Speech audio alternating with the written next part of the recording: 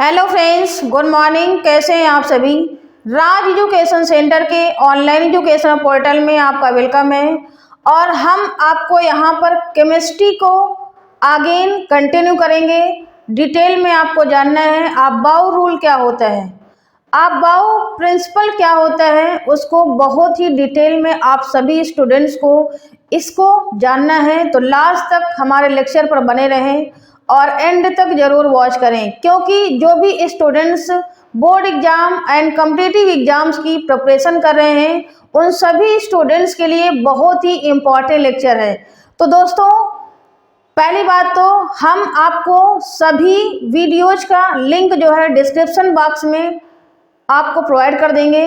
वहां पर 1 bye 1 step by step आप वॉच कर सकते हैं और किसी भी स्टूडेंट्स को कोई भी कंफ्यूजन है या कोई भी डाउट है तो हमें कमेंट में ज़रूर शेयर करके बताएं, क्योंकि आपके कमेंट नहीं आ रहे हैं। जब तक आप हमें बता नहीं पाएंगे तो हम आपके डाउट कैसे क्लियर कर पाएंगे।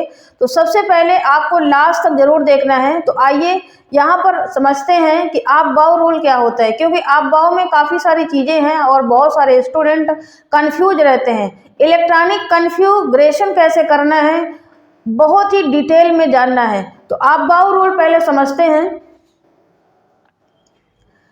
अबाउ रूल मैंने अभी आपको पिछले वाले लेक्चर में बताया था कि उप कक्षा क्या होती है। उपकोष आपके क्या होते हैं, सब ऑर्बिटल।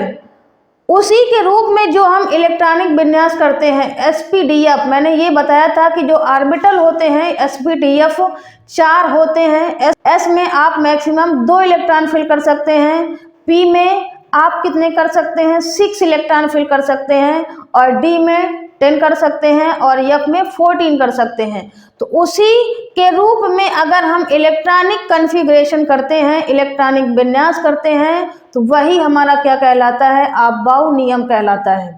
अबाउ जो वर्ड लिया गया है ये एक जर्मन भाषा का वर्ड है। इसका मतलब है कि रचना करना, कि हम एसपीडीएफ के रूप में कैसे इसकी रचना कर सकते हैं उसके बारे में आइए जानते हैं।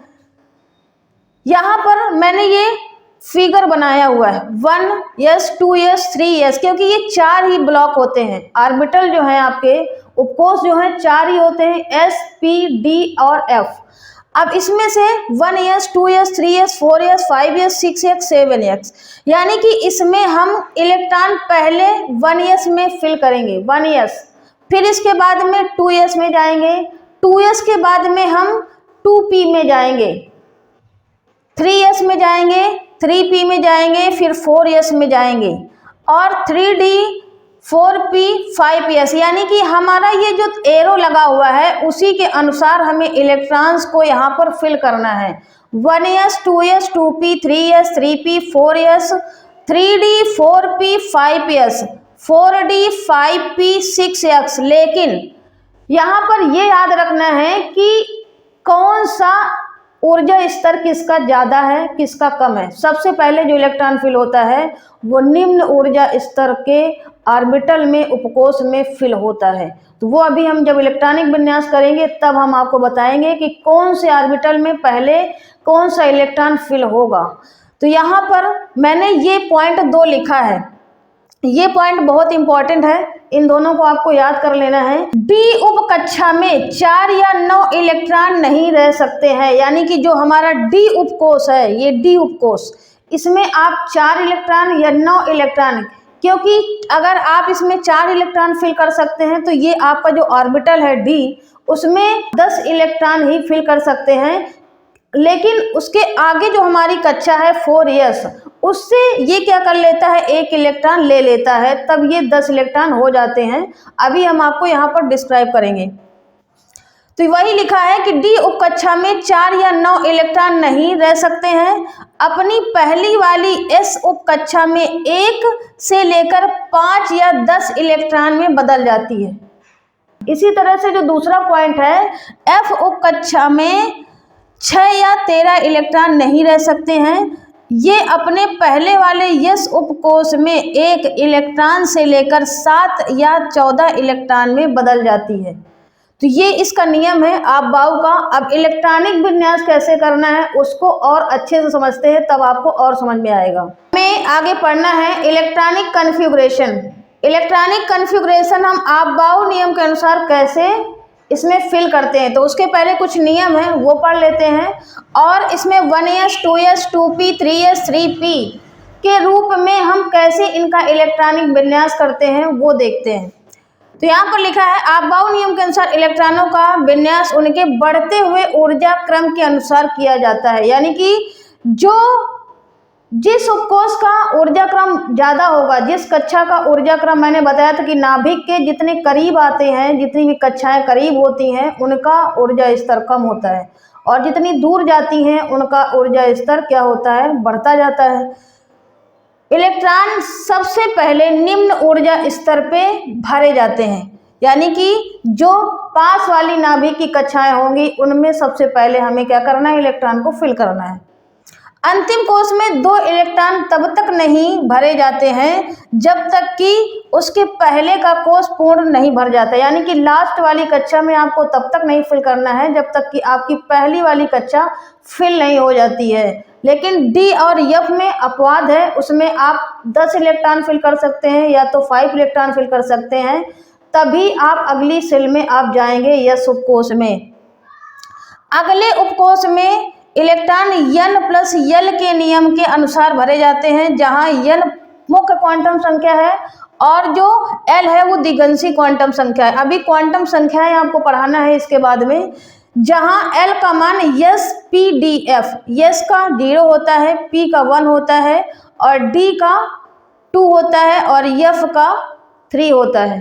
तो ये आपको यहाँ पर है। अब इसमें इलेक्ट्रॉनिक विन्यास कैसे करना है उसको देखते हैं। जैसे मैंने कार्बन लिया, ये कार्बन है, इसका इलेक्ट्रॉनिक विन्यास करना है तो 1s 2s और ये 1s 2s, इसके बाद क्या है आपका 2p। मैंने बताया था कि आपबाउ नियम के अनुसार ऐसे ऐसे आपको फिल करना है।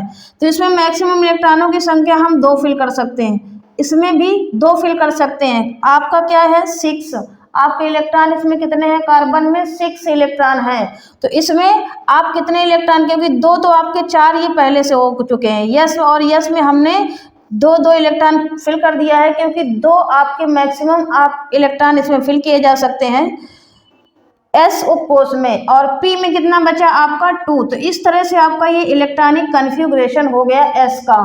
और आगे जैसे मैंने लिया किसी इलेक्ट्रॉनिक विन्यास, जैसे 25 का लिया, ये किसका होता है, मैग्नीज का होता है। तो इसमें कैसे फिल करना है देखिए, 1s 2s 2p 3s 3p, फिर इसके बाद में क्या है 4s। ये आपका दिया हुआ है, यहाँ तक मैंने लिख दिया 1s 2s 2p 3s 3p 4s। इसके बाद और भी आपका आता है 3d। तो पहले आप यहाँ तक इलेक्ट्रॉन फिल करिए, तो ये इसमें आप 2 इलेक्ट्रॉन फिल करेंगे, 25 है यहाँ पर, तो इसको काउंट करते जाना है, 2 4 हो गया, 6 कितना हो गया 10, फिर हमने 2 फिल किया तब कितना हो गया 12, फिर हमने 6 फिल किया तो कितना हो गया 18 के बाद में आपका आया है 4s, यहाँ पर 3p, 3 की p के बाद में आपका आया है 4s, इसके बाद क्या आएगा 3d।